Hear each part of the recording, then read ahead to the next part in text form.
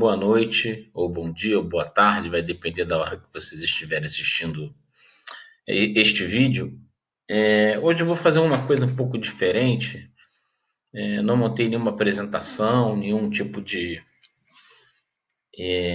slide. Eu só queria conversar um pouco também, pretendo não me estender muito, sobre uma perspectiva da formação, da educação em saúde, do ensino em saúde, tendo como um eixo de diálogo essa pandemia do coronavírus. Hoje, agora, no final do dia, já foram registrados mais de 2.200 pessoas com coronavírus e mais de 40 mortes no Brasil. Como todos vocês sabem, eu não estou no Brasil, eu estou em Portugal, estou em Lisboa, num processo de pós-doutoramento sobre ensino na área de saúde, ensino na área de ensino de ciências, no campo das biociências e em saúde. E aqui foi feito um monitoramento a partir do que vinha acontecendo na Itália e também na Espanha. As autoridades portuguesas elas começaram a ampliar paulatinamente as medidas para conter o avanço de transmissão da doença. Então, há algumas semanas, 3 semanas, as universidades pararam de funcionar, aglomerações. O presidente da República entrou em uma quarentena voluntária, que serviu como um exemplo para alertar grande parte da população dos cuidados de não ficar na rua o tempo todo.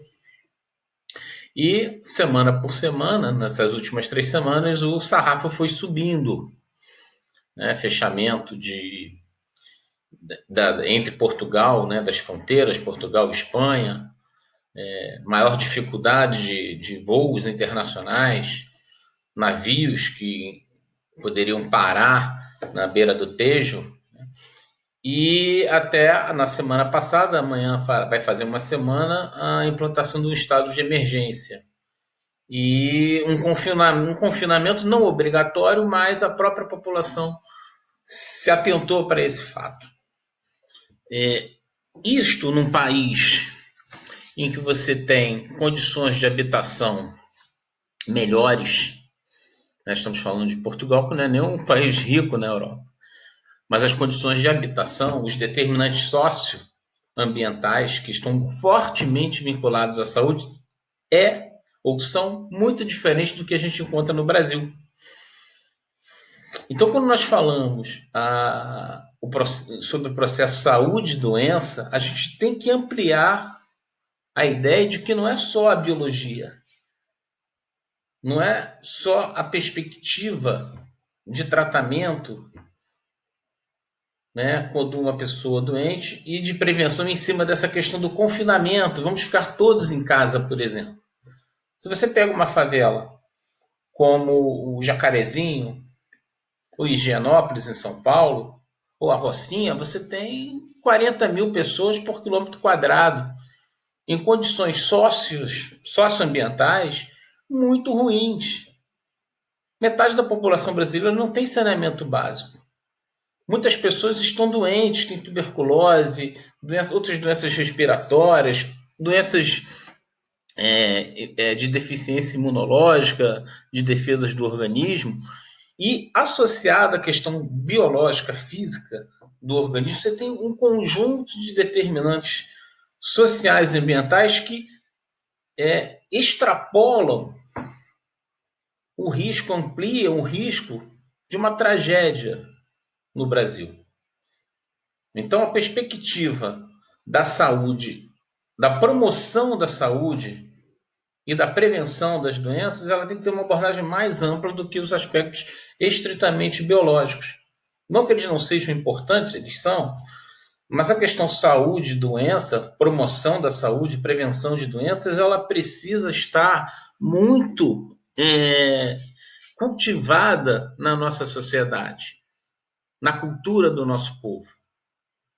É evidente que investimento em saúde, todos esses investimentos agora são fundamentais, atenção básica, atenção primária, a estratégia de saúde da família, a fundamental importância dos agentes comunitários de saúde, na perspectiva de mapeamento dos casos.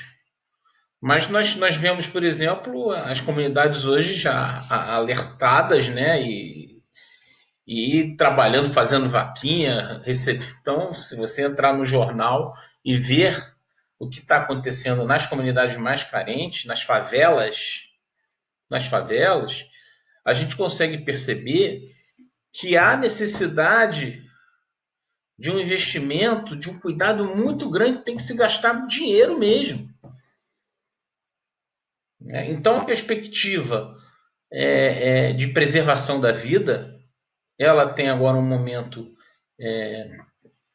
urgente de investimento em dinheiro, de cuidado com as pessoas, mas também vamos ficar em casa. É fundamental, é claro, é importante, mas quais são as condições das pessoas ficarem mantidas em casa dentro da realidade de uma comunidade carente? Como o Estado precisa intervir para que essa doença, né, a Covid-19, causada pelo coronavírus, esse tipo de coronavírus, não se alastre como um barril de pólvora, porque há esse risco.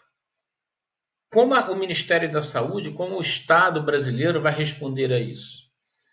E aí fica aí assim umas coisas que eu escutei, a questão da distância, e é lamentável você ver empresários que algumas pessoas vão morrer, alguns idosos vão morrer, aqueles que já têm uma doença que não vai ser o coronavírus. Existe tanta bobagem sendo dita, tanta coisa desumana. A ideia da economia. Quer dizer, tem uma situação, se discute de que se a economia, se a saúde, a questão do processo da manutenção da saúde, da prevenção da doença, se ela for efetivada com maior vigor, piora a economia. Né? E quanto melhor para a economia, pior para a saúde. É uma relação muito insana, na perspectiva de que, se você tiver um colapso do sistema de saúde, a economia também vai embora. Então, em primeiro lugar, é a vida das pessoas. É a vida das pessoas. O Estado brasileiro tem dinheiro para alocar. Tem como fazer um processo de combate à disseminação da doença, ao contágio da doença, muito bom, com muito dinheiro. O Brasil tem um SUS, que mesmo com os seus problemas, o seu investimento que deveria ser até maior, mas que é capaz de dar respostas. E evidentemente que após passar esse tsunami, né, na questão de saúde, na questão da economia, é necessário repensar a questão do papel do Estado, do financiamento de um Estado que possa dar respostas efetivas para as questões de saúde das pessoas.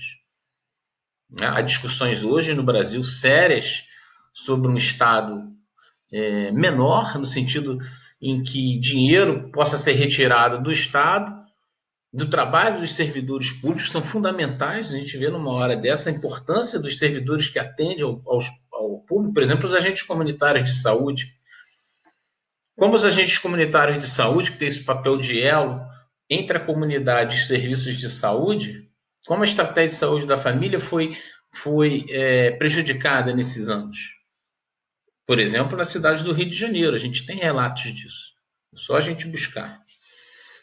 Então, tentando fazer agora um levantamento geral do que foi dito, tentar fazer um resumão, é necessário, primeira coisa, a gente pensar na questão saúde, doença, como algo sendo muito mais amplo do que os aspectos biológicos que causam a doença e do tratamento via a perspectiva unicamente da medicina médica.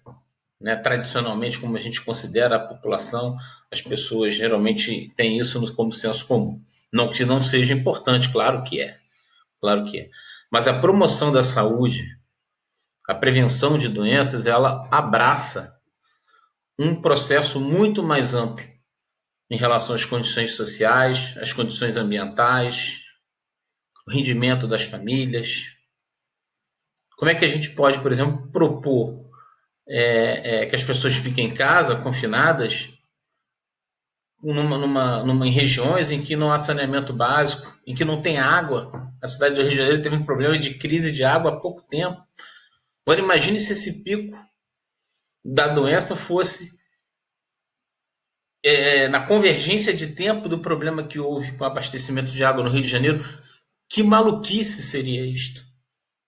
Esse é um exemplo assim, agora me veio à cabeça, para a gente pensar, para a gente refletir em relação a isso. Então, atenção primária, atenção básica em saúde, a estratégia de saúde da família, a função das equipes de estratégia de saúde da família, a importância do agente comunitário de saúde, a importância de fazer uma vigilância, né, da doença nas comunidades carentes, nas favelas, é fundamental nesse momento. E aí, a gente tem que ter em mente que confinamento é importante, né? É claro que é importante evitar o contato, eu ratifico isto, mas pensar como a gente pode pensar na questão do confinamento nessas comunidades. É fácil a gente falar em confinamento para um indivíduo de classe média, quem tem um apartamento de 2, 3 quartos, que tem 2 filhos, em comparação ao que acontece na comunidade. Então, essa é a primeira questão, né? A segunda questão é o que precisa ser feito e quais são as prioridades em relação ao que é a importância de salvar uma economia e o que salvar a vida das pessoas. Nada é mais importante do que a vida das pessoas, dos idosos, das crianças, das pessoas pobres que vivem em condições miseráveis, numa população que metade da população ganha menos de um salário mínimo. Isso é muito importante, a gente amadurecer essas questões, principalmente para depois que passar essa onda. O primeiro momento é cuidar das pessoas de forma séria, mas essas reflexões são fundamentais. Posteriormente, a gente pode amadurecer um pouco mais essas conversas, essas ideias. Eu vou disponibilizar esse vídeo nos nossos canais e seria importante que vocês façam as suas críticas, façam as suas sugestões para que nós possamos aprofundar essas discussões. Tá? Eu estou aqui muito atento ao que está acontecendo no Brasil, muito preocupado e espero que o Brasil consiga realmente se organizar, os estados com o governo federal, e que o nosso país, querido Brasil, possa enfrentar esta doença de uma maneira eficiente e que o maior número de pessoas possam ter suas vidas poupadas. Como eu mencionei, aqui em Portugal, parece que o que eles fizeram surtiu efeito. Mas algumas condições que foram feitas aqui são muito mais fáceis de serem executadas num país em que as condições, os determinantes sociais e ambientais favorecem a determinadas recomendações. Um abraço e vamos continuar nesses debates em breve, no futuro, nos próximos vídeos. Tá? Saúde, um abraço e em breve eu estou voltando.